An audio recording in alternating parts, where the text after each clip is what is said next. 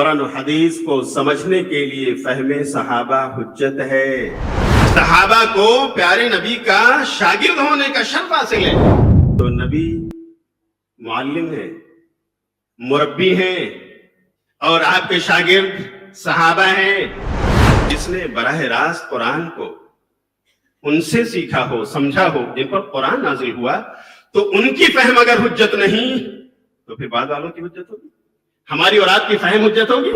سب سے بہترین لوگ میرے زمانے کے لوگ، یعنی کون ہے میرے بھائیوں؟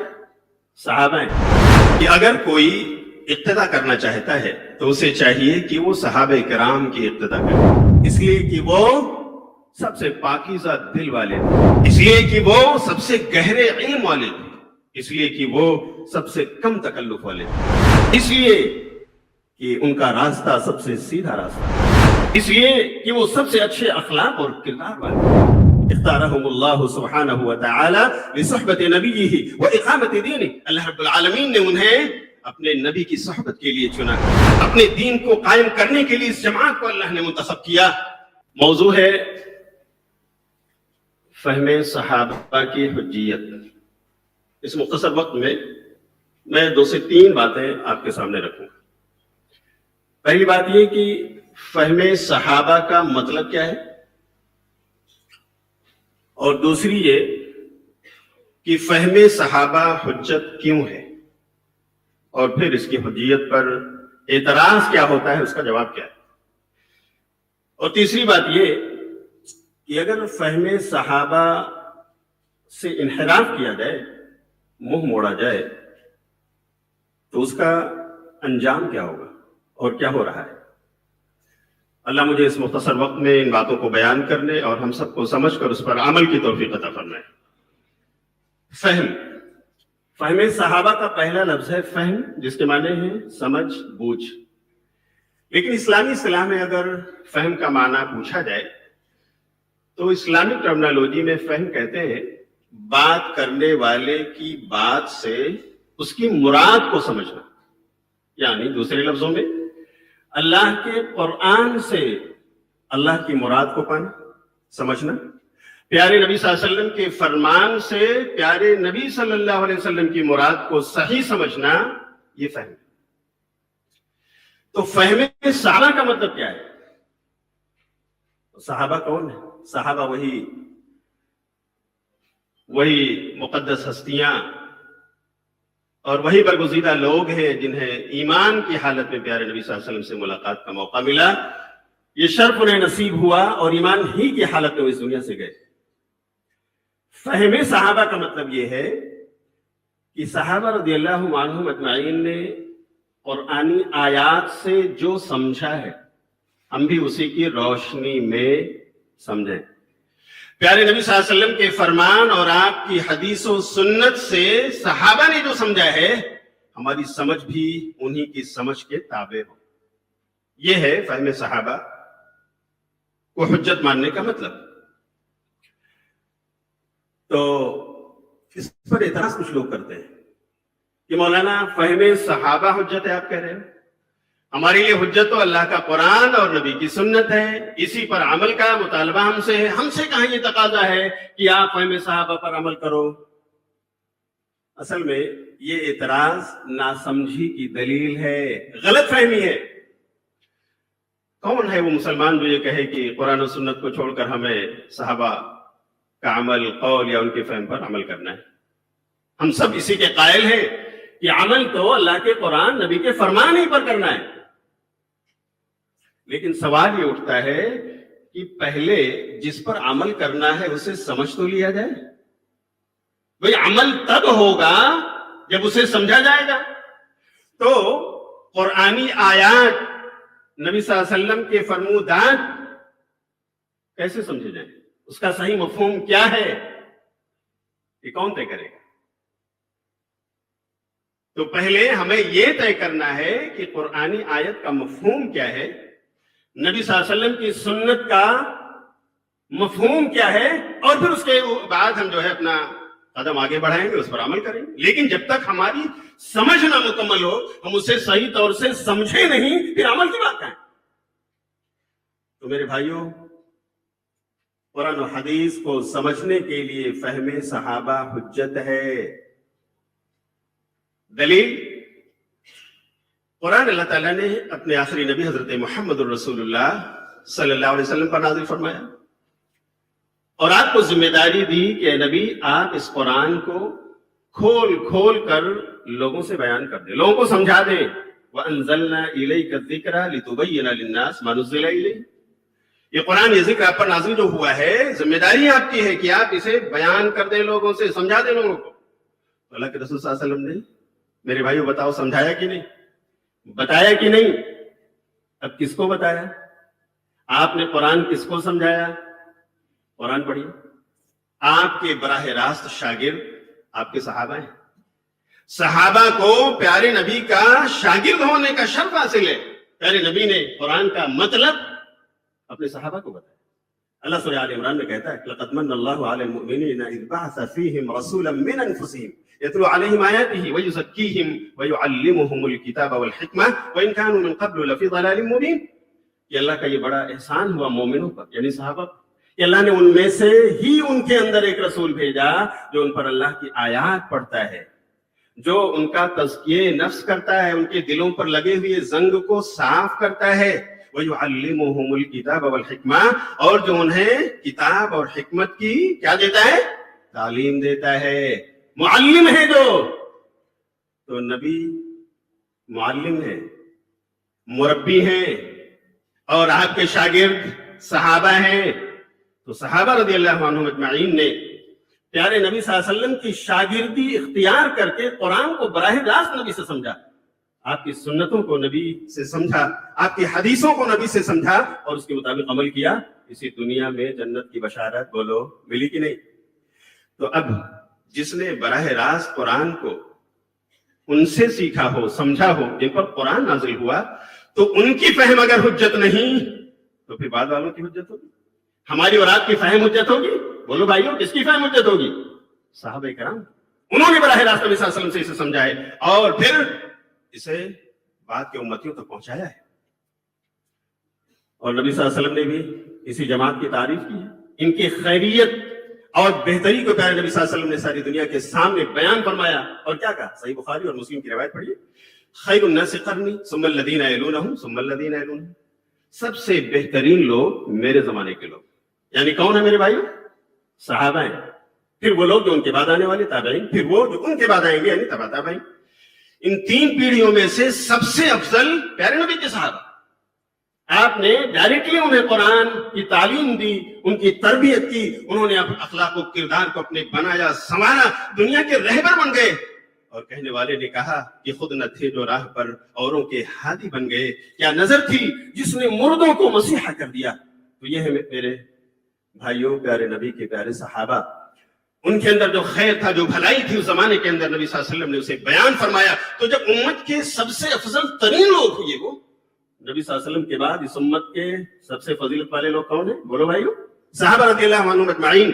تو پھر ان کا فہم, ان کے دین کی سمجھ, یہ بھی سب سے افضل ترین ہے. اور افضل کے ہوتے ہوئے پھر ہم افضل کی طرف کیوں جائیں گے؟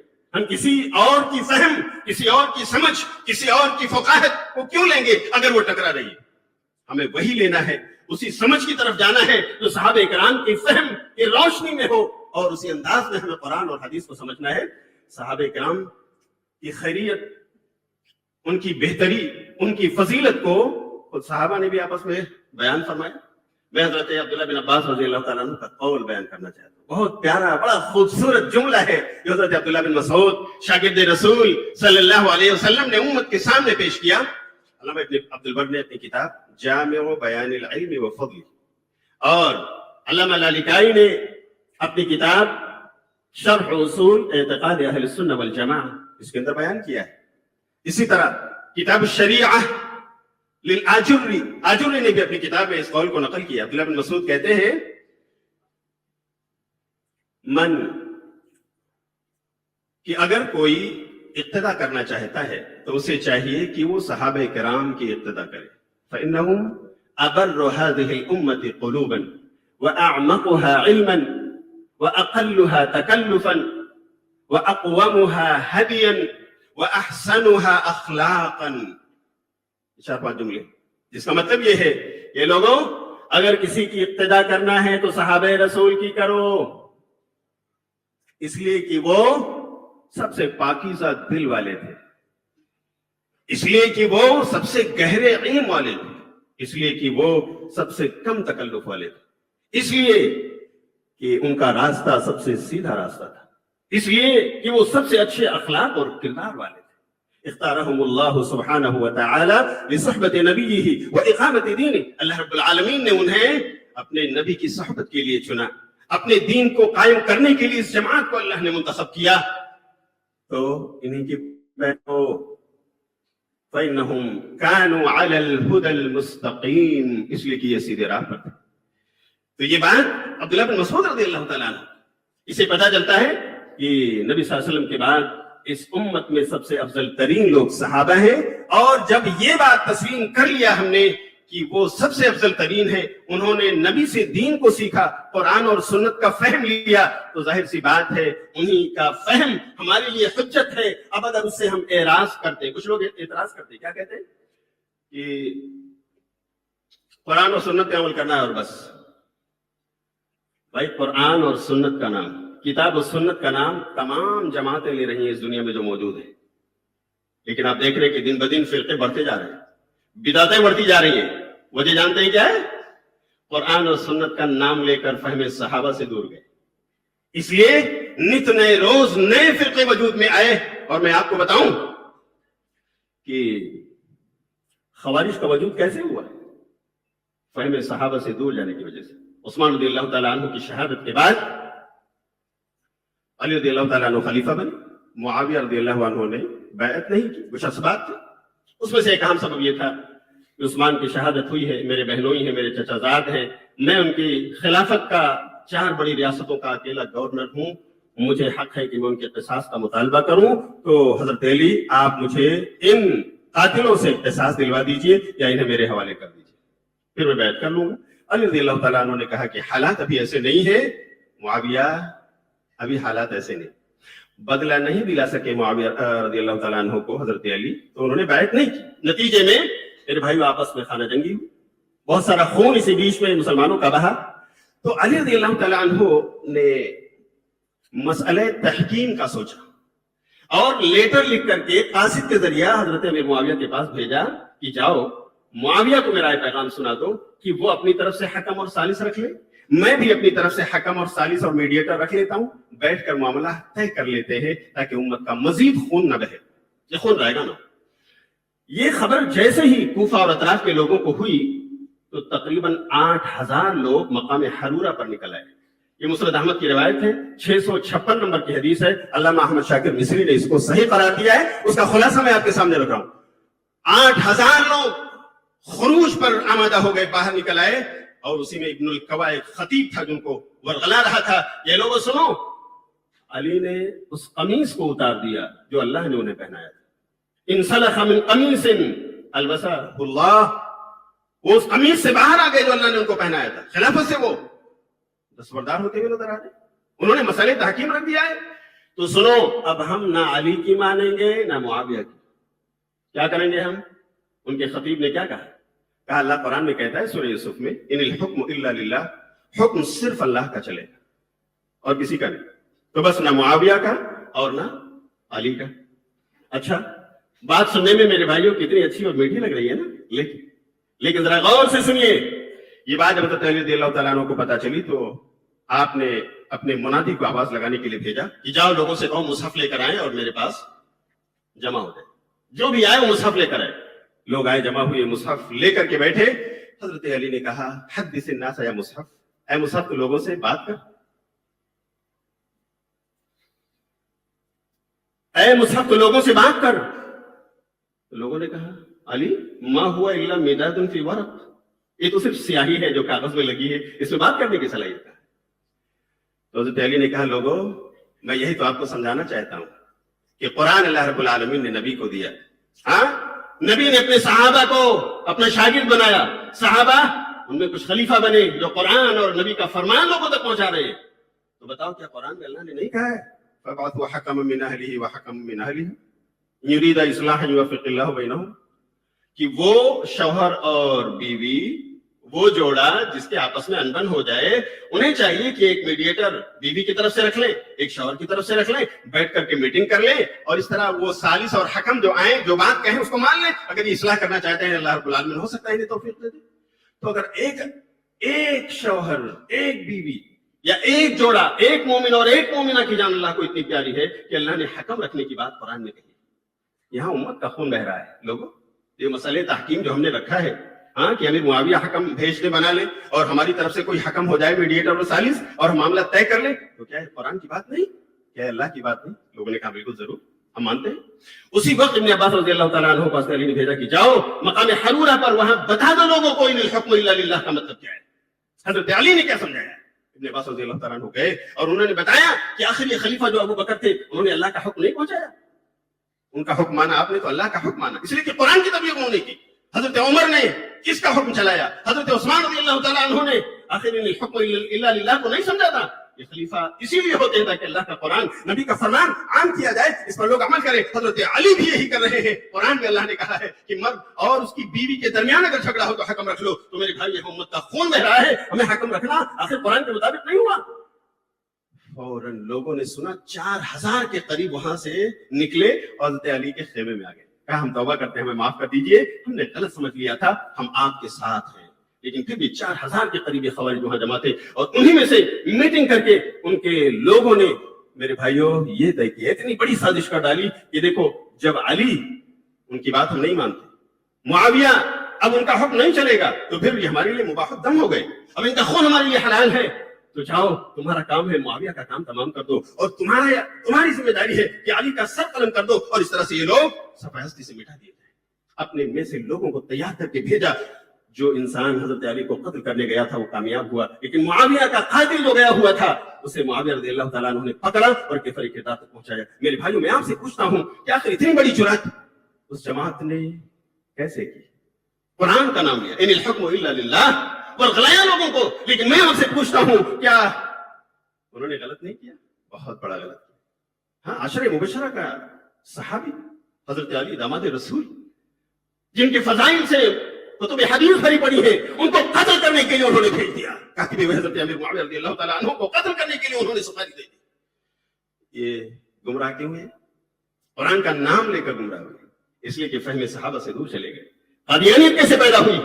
میرے بھائیوں، آج یہ جماعت پیارے نبی صلی اللہ علیہ وسلم کو خاتم النبیین نہیں مانتی، خاتم الرسل تسلیم نہیں کرتی، اور اس کا یہ ماننا ہے کہ اب بھی کچھ انبیاء باقی ہیں، جن کا آنا باقی ہے، جن کا سلسلہ باقی ہے. آخر یہ چیز انہوں نے رائج کیسے کی؟ آج وہ بھی آپ دیکھیں تو لندن سے ٹی وی نشر ہوتی ہے، بیٹھ کر کے وہ قرآن و سنت کا نام لے کر میرے بھائی امت کو گمراہ کرنے کے لیے بیٹھے ہوئے ہیں ان چینلوں کے اوپر. آخر کیا وہ کتاب و سنت کا نام نہیں لیتے؟ یقیناً لیتے ہیں، لیکن گمراہی ان کے حصے میں کیسے آئی؟ خاتم النبیین کو انہوں نے کیوں تسلیم نہیں کیا؟ انہوں نے نبوت کا سلسلہ اب بھی باقی کیوں مانا؟ اس لیے یہ فہم صحابہ سے دور چلے گئے اور انہوں نے اپنے طور سے قرآن کی منمانی تفسیریں کی، اور اس طرح سے میرے بھائیوں گمراہی ان کے حصے میں آئی. بلکہ اگر مجھے کہنے دیا جائے تو میں کہوں گا آج امت 2 کے علاوہ 3 عیدیں منا رہی ہے. دلیل کہہ رہے ہیں کہ میرے پاس قرآن کی دلیل ہے. سورہ یونس کی آیت نمبر 58 پڑھیے، اس میں اللہ کہتا ہے قل بفضل اللہ وبرحمتہ فبذلک فلیفرحوا هو خیر مما یجمعون، کہ اللہ کے فضل اور اس کی رحمت پہ انہیں خوش ہو جانا چاہیے مومنوں کو، یہ بہتر ہے اس سے جس کو یہ لوگ جمع کر رہے ہیں. دیکھو اللہ کا فضل اس کی رحمت نبی کی پیدائش ہے، تو نبی کی پیدائش پر ہم خوش ہو رہے ہیں. آخر کیا غلط کر رہے ہیں؟ قرآن میں اس کے اشارے موجود ہیں. نعوذ باللہ من ذالک. میں آپ سے پوچھتا ہوں کیا یہ قرآن جس پر نازل ہوا انہوں نے یہ بات سمجھی؟ کیا صحابہ کرام جن کو نبی نے پڑھایا اور سمجھایا، تعلیم دی، کیا انہوں نے بھی قرآن کی آیت سے تیسری عید کی دلیل مانی اس کو؟ نہیں. تو آخر یہ گمراہ کیوں ہوئی؟ تیسری عید کی بدعت کیسے ایجاد ہوئی؟ فہم صحابہ سے دور چلے گئے. حضرت اسماء بنت ابو بکر صدیق رضی اللہ تعالی عنہا، وقت ختم ہو گیا، یہ آخری بات ذکر کر رہا ہوں.